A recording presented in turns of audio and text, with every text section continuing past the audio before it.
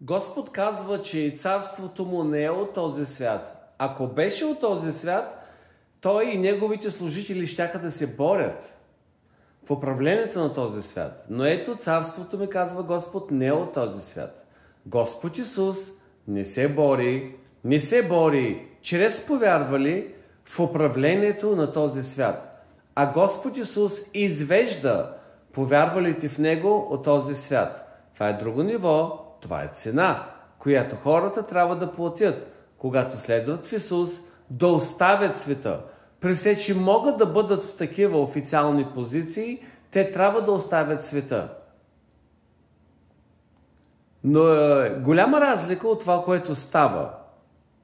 Това, което се вижда тук в Америка, от това, което е, например, в България и къде ли не по света. Дори и мястото на тези хора, ако искат да следват Исус, няма да бъде в тези позиции, а ще ги оставят и ще се смират да следват Исус, е различно. И тези хора правят разлика от останалите хора в управлението на света. Да ги видим.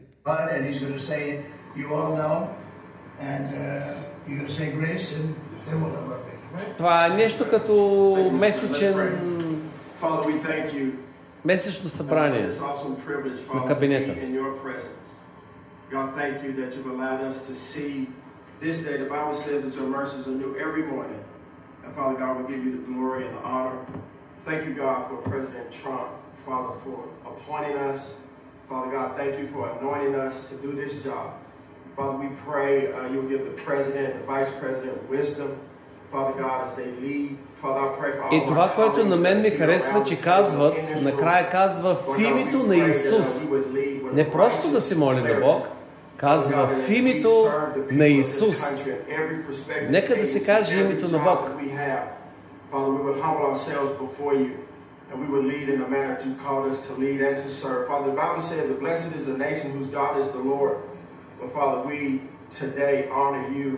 And in your rightful place, Father, thank you for giving us this opportunity to restore faith in this country and be a blessing to the people of America.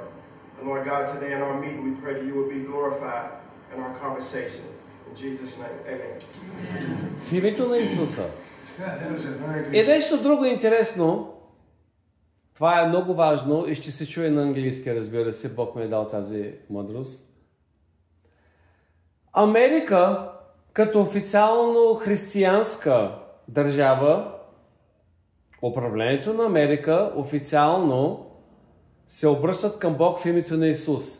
Точно така, както прави и Русия. Путин пали свещи в името на Исус. Тяхната православна църква, която управлението на Русия, зад която управлението на Русия застава, е в името на Исус. Така че Америка... това е много хубаво сега.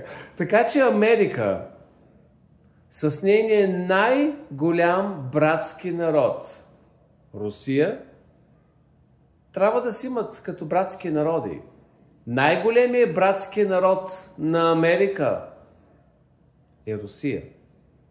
Русия и Америка са най-големите братски народи, братски в името на Исус. Точно както България и Македония. Или България и Гърция. Това е друго слово, което Господ ми дава и ще се запише. Защото дяволът е създал това разделение в света.